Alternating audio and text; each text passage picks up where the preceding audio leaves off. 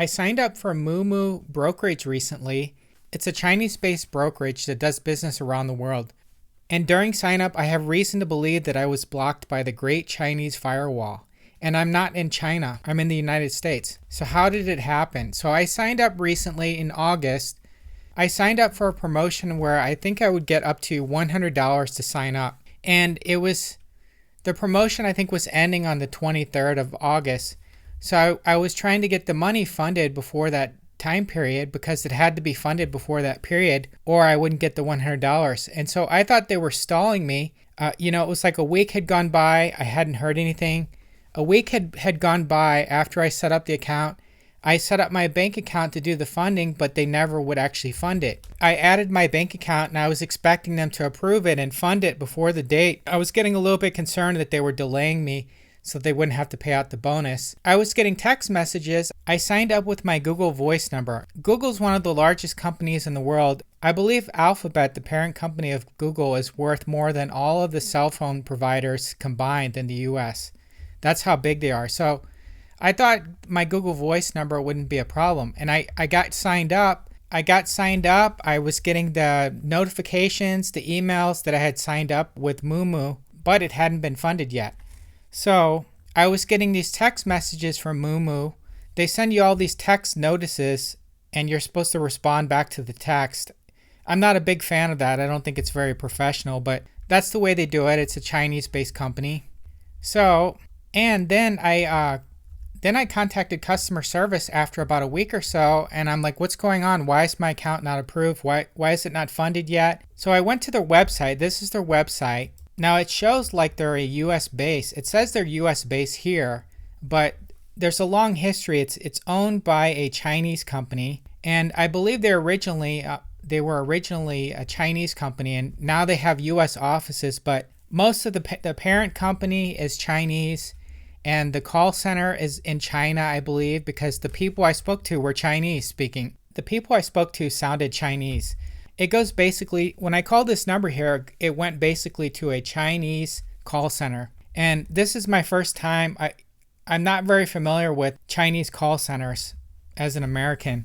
And it was kind of difficult to understand them. But when I called this number, they were trying to look up my account and they're like, oh, that's weird. That's weird. I don't even see your number. Your number won't even show up. So this is why I believe that I was blocked by the Great Chinese Firewall. So Google, here you can see the company. This company right here, Futu US, is a Chinese company. They're the main parent company of this Moomoo. And you can see the executive. There's this guy named Chan. Mostly it's a Chinese company, but they do have a US office. So the back-end operations are in China, from what I can understand. Maybe it was Singapore, but to me it sounded like Chinese people. The people I spoke to, it sounded, like somebody who speaks Chinese normally. It's in that region. What's there to know about the Great Firewall of China? I believe China blocks more websites than probably any other country of the major countries. And if we look here at the websites blocked in China, this is mainland China. Google has been blocked since 2010. YouTube was blocked even sooner, since 2009. And the phone number that I signed up with is part of Google. It's Google Voice. So I'm guessing that everything that's owned by Google is blocked in China. And I believe when I actually I believe that there's some back-end operation when you sign up.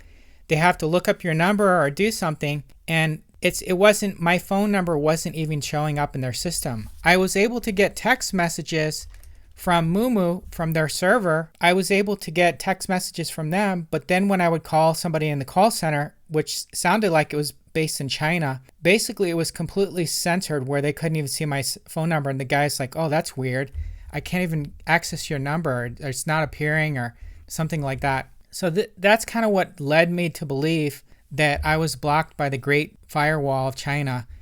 And I believe this may have been fixed since then. I don't know if you can actually sign up with the Google Voice number, but at the time I did it, I signed up with the Google Voice number and it went through. After about 2 or 3 weeks of my account not being funded, when I would respond, they would say it would take 1 to 2 business days typically, and it just kept spreading out. So I contacted customer service and I said, cancel it. I don't want to be part of this anymore. So they canceled it, and then I deleted my bank account from them.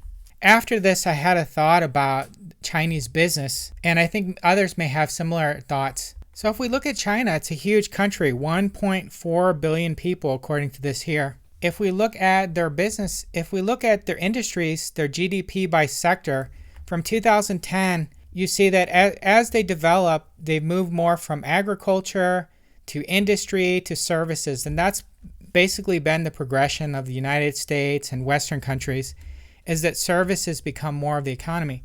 So you look at 2021 now in blue here, you'll see services were 2010, they were only 44% of the GDP. Now it's 53%. And if this continues, if they progress like the United States and other Western countries, this is going to be even larger. And at some point, they're going to have to do business with foreigners. They're going to have to do business outside of the bubble of China. They're going to have to be able to communicate with customers overseas. With the censorship, it's going to be very difficult for them to communicate with customers when there's so much blocking and censorship that it's going to be a problem. And I think I just ran into, something that other people are probably going to have to deal with in the future. I think I just ran into part of the problem why China's going to have difficulties becoming a service-based economy with this deep censorship. So my opinion is I would not suggest that anyone in America sign up with Moomoo, because they're going to have issues like this, and the customer service wasn't that great. If we look at Fidelity has great customer service. They're all English. Most of the people in customer service are all native English speakers. The same with Schwab. Schwab has good customer service. They've been in the business a long time. They're used to dealing with American customers.